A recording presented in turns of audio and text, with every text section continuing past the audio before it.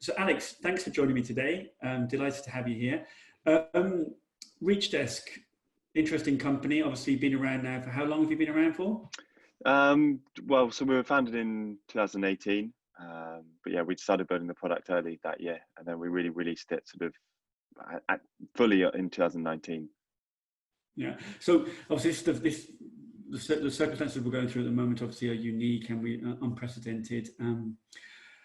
What what are you learning actually, and what talking to your clients? What are you learning about business and over the last few weeks?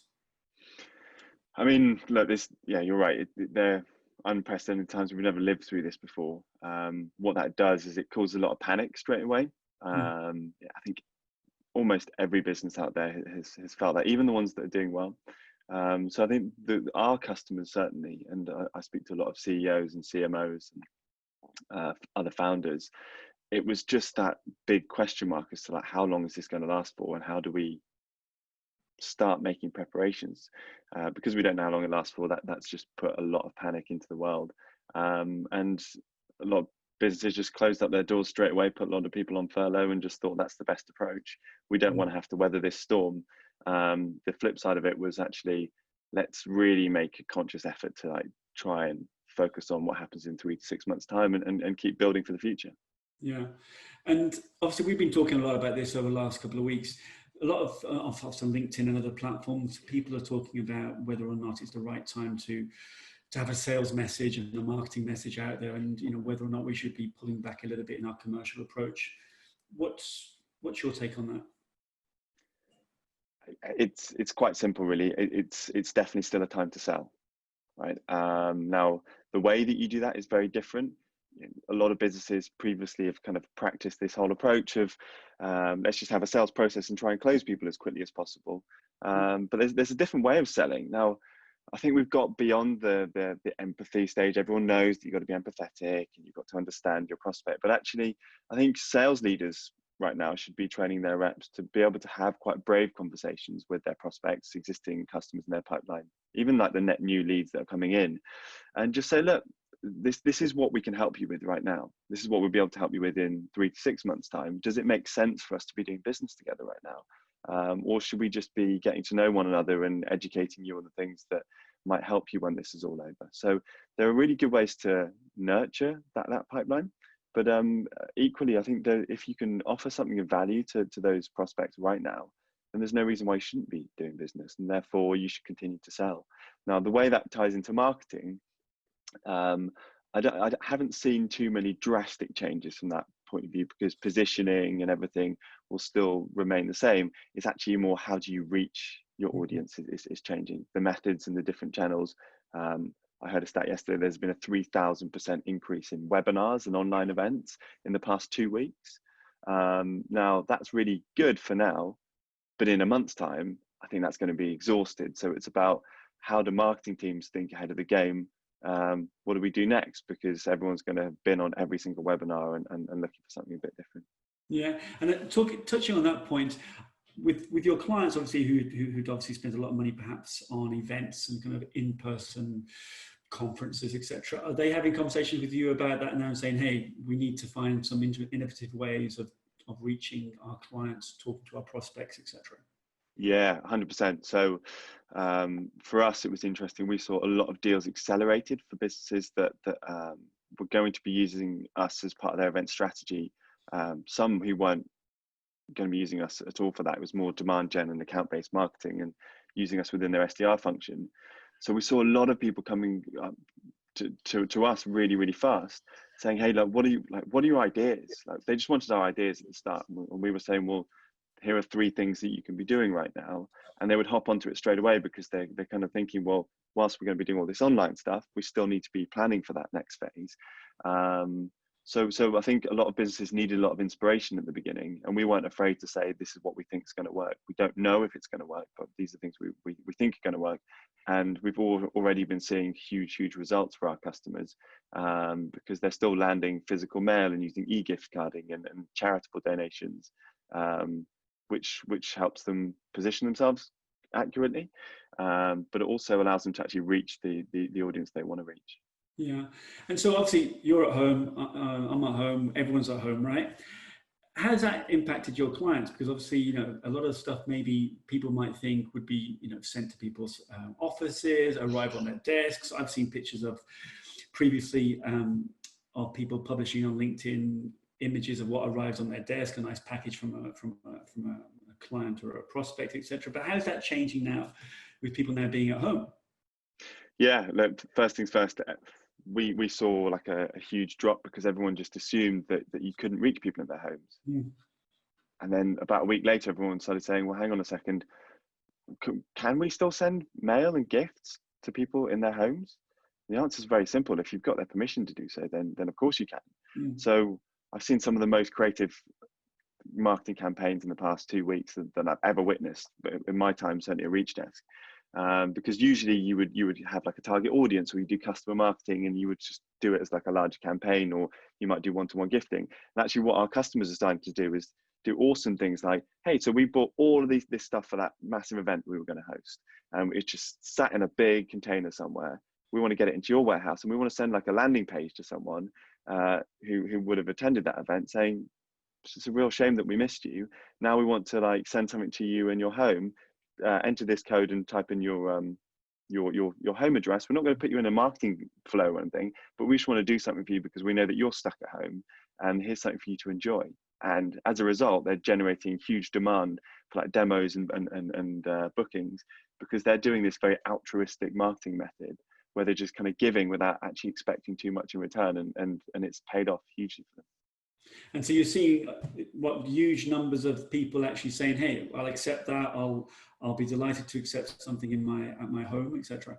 Yeah, like massive opt-in rates. Like, think about it. Right? We're all sitting at home. I bought a fold-up desk because I don't usually work from home. It's pretty bare, and someone sent me something the other day saying, "I'd just like to send you a little plant for your desk," and now that's sitting on my desk, and it just makes my day that bit better. And every time that I kind of look at that, it reminds me of that brand and that individual who did something for me. And I took a demo with them, and I was like, actually, this is something that could add value to me right now. Right. So there's this sort of reminder, and because of that, I think people want to be sent stuff. We're sending our customers like packages with coloring books and stuff for their kids, or you can have an option where if you're a fitness nut, you can do the Joe Wicks home workout, and we'll send you like workout gear.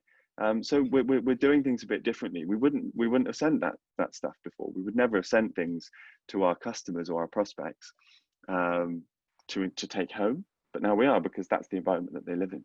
No, it's fascinating. Also, the point we were talking about before, as you said, you weren't used to working from home, and so what setup do you have there? And maybe people could grab their laptop on the last day and bring it home, but did they have the right desk, the right chair, as you said, the mouse, all the other paraphernalia that they're used to having in the office? No, so these are opportunities as well to engage, right?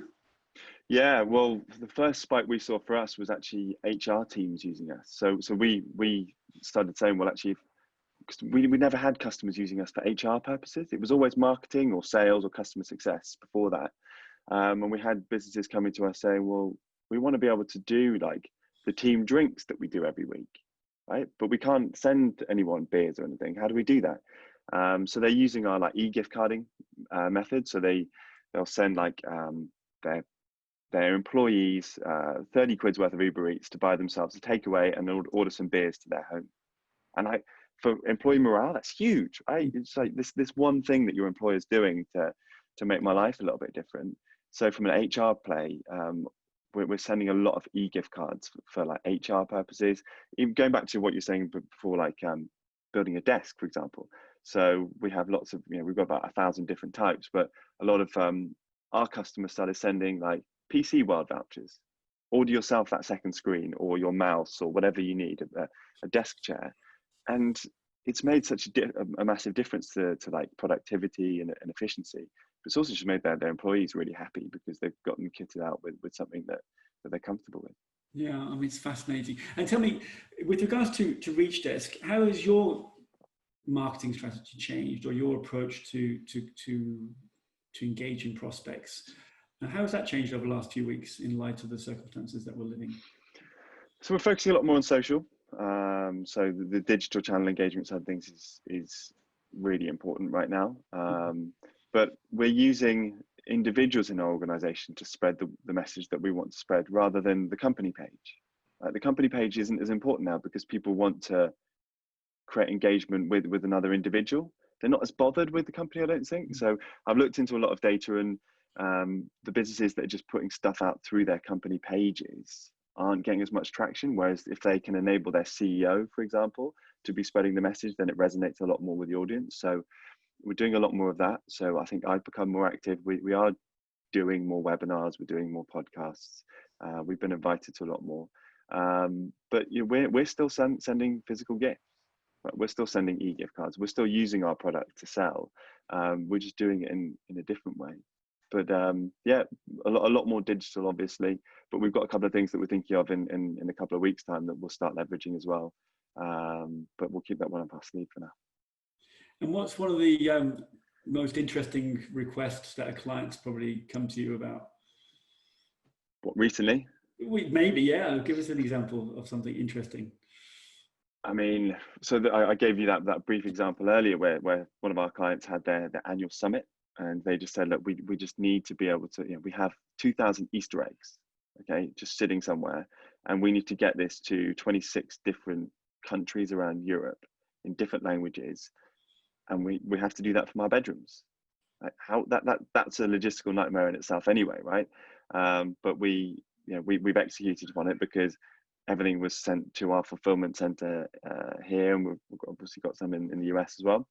But it's they're sort of creating competitions around this, so kind of gamifying the whole bedroom experience to win Easter eggs, because they're missing out on what would have happened at the event, because they knew that at that event you're not just going there to hear from that keynote speaker, you're going to meet people. So they're kind of creating engagement amongst the recipients to kind of share things and then post and tag things in their bedrooms, which is really cool, and it kind of brings their community together, and they're still thinking about the purpose of that event, but they're doing it through Easter eggs, sending to people's home offices and bedrooms.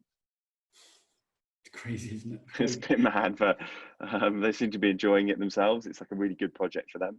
Yeah. And I think one thing I've noticed recently, if you're in events marketing, right, no events are happening. So these guys are usually very, very creative. Like events are like the best events that we go to, the ones that you learn something new, but also makes you feel differently about how you engage with that brand. So events marketers are really, really creative and engaging sort of strand of marketing.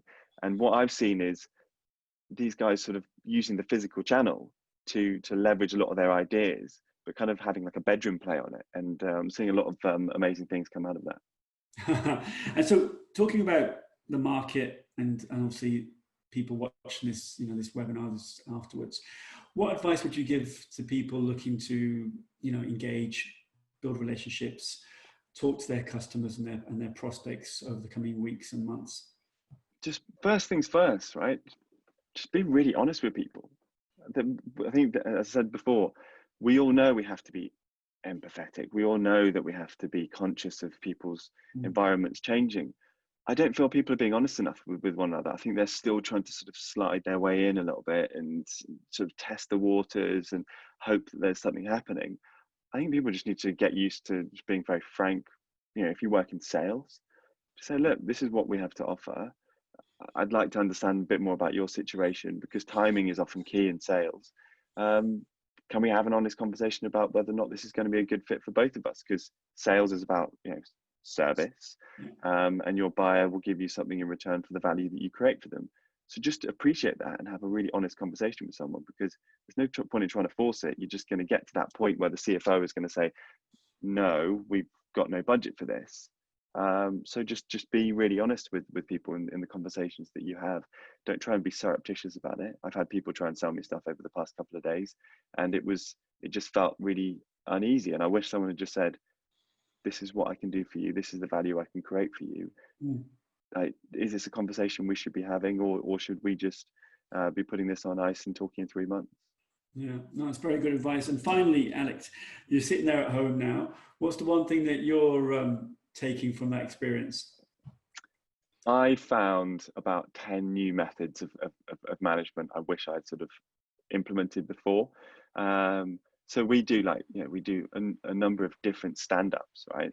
And every morning I jump on a call with our customer success, project management, kind of team that makes everything, you know, tick along in the background. And I found new ways of actually getting stuff done really, really quickly by having a different type of structure. Whereas before it was very much just like, let's all have a catch up and see what's going on. And now it's like, let's hold ourselves accountable a little bit more. Because if we don't, and we don't track this every day with a really objectives focused scheme, then stuff's not going to get done. So I found really good ways that I'm going to put in place when we are back in the office, because we're going to do that every day anyway. So for me, it's actually been really good to learn new methods that I think we should be doing anyway. I feel like I've learned a hell of a lot more about other businesses that I kind of wish I'd done.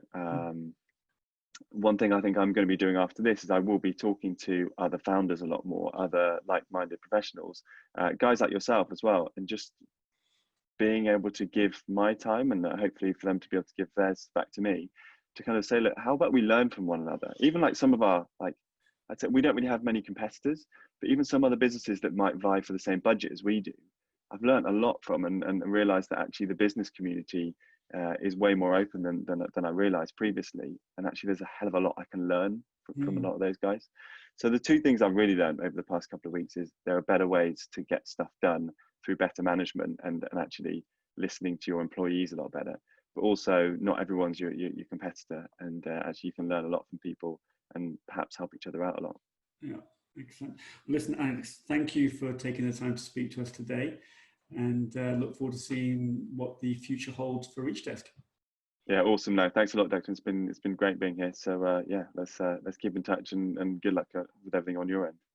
Thank you very much. Thanks. Cheers. Bye.